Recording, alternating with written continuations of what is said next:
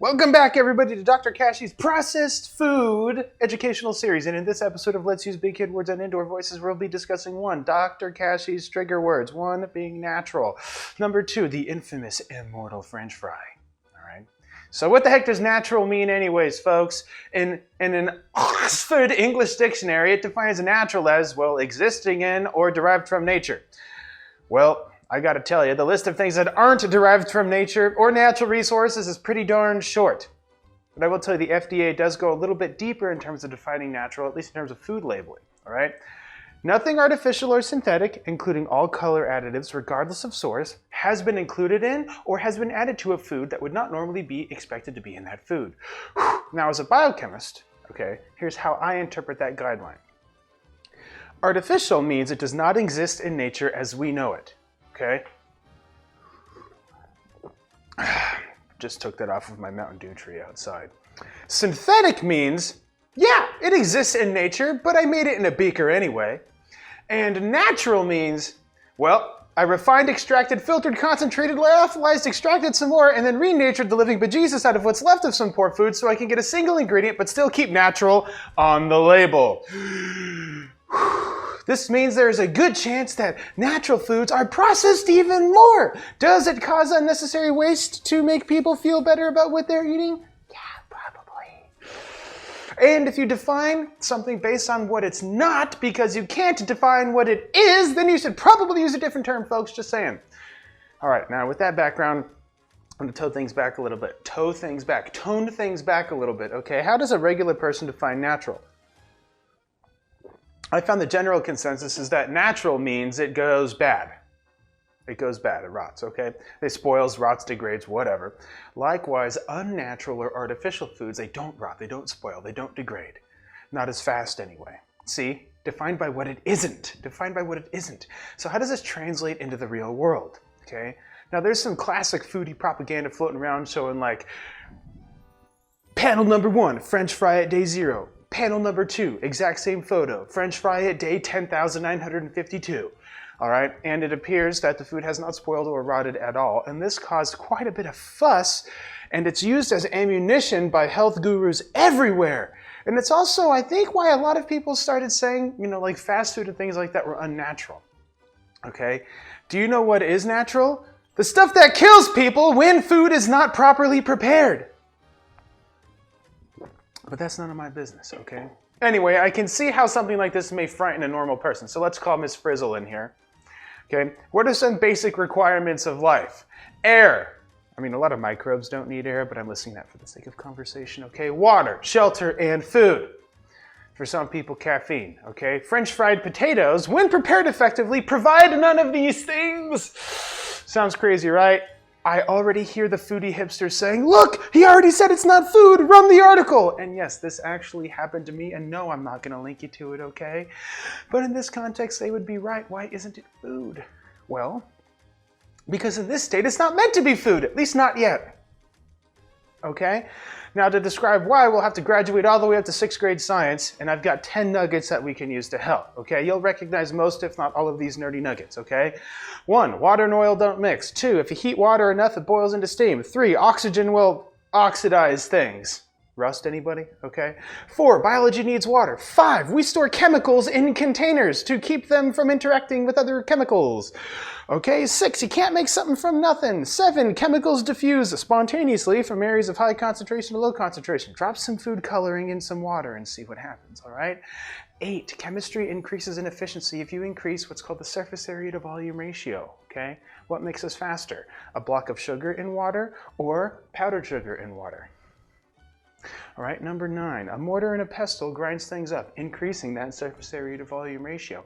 And number 10, last but not least, hot glass looks like cold glass, folks. All right, now that we got that out of the way, let's add all this stuff together. Are we making Franken fries or what?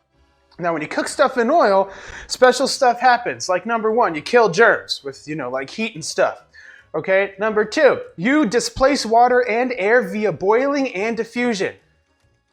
Okay, the complex crystal structure, okay, on the outside, the skin, that's because the starch and the protein combine during the cooking process, and that skin shields the inside of the potato from oxygen, bacterial infection, water from the outside, keeps what's left of the water from the inside from coming out, and really acts as body armor, preventing external environmental disturbance. Okay, there's some residual oil left on the skin from the frying process, and that leaves a non-polar immiscible lipid layer. Okay, this means that the French fry is further shielded from oxygen, the movement of internal water out and external water in, and microbial colonization. Ain't nothing gonna grow on that, okay? Now, the salt on the outside, the stuff that makes it delicious. Now, if a microbe lands on a salt particle, it will likely kill it, right? The microbe diffuses their intracellular water into the environment to dilute the minerals, right? The fluid inside of the cell is like, holy crap, it's salty out there. Let's expel all of our water to dilute the salt. Oh crap, I expelled too much water and I died. That's why salt is a really good preservative and antibacterial, okay? Salt in the wound. So this means that any germs magically inside of the potato are now dead. And even if there was enough water inside of the potato to support life, ain't none of it getting in there, folks, just saying. If you remove air, water, and have a skin protecting you from physical penetration, oxygen, water, and microbes, while also having a bacteriostatic oxygen-resistant water-repellent skin on the outside of a hard shell, while also supporting a desiccating antibiotic coating of minerals, why is anybody surprised, like at all, that nothing grows? It's like absurd, but I suppose that's well like your opinion, man. So, do you know what would scare the hell out of me if something did grow? That means a new superbug is coming to kill us all, folks, just saying. Okay, you know how I know nothing will grow on the inside of the French fry, even if it's left out tomorrow? Well, I was texting with my friend Louis P. the other day, and he was like, bro, if you heat stuff up, then cover it up, ain't nothing gonna grow.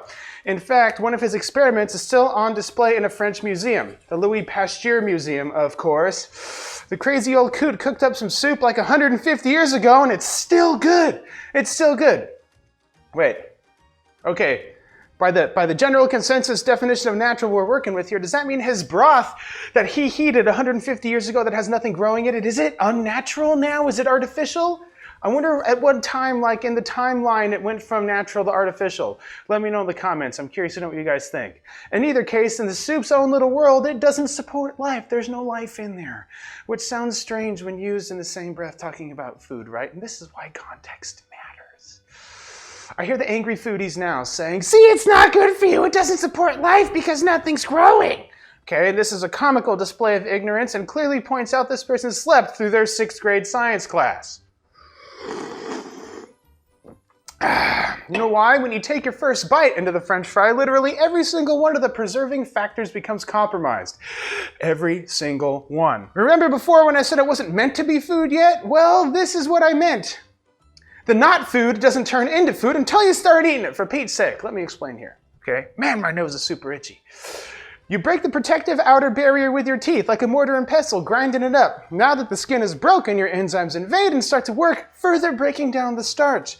You introduce water into the system and decrease the mineral concentration with your saliva. You increase the oxygen content by chewing and breathing, and you increase the surface area to volume ratio by chewing, allowing for more contact points with oxygen, water, enzymes, microbes, and everything else in the environment. Funny how that sounds conspicuously similar to what happens when you eat a fruit or vegetable. Wait, that's because it is. Okay, and now that we have some basic biology out of the way, I propose a new experiment, okay? Chew up the French fry and spit it out.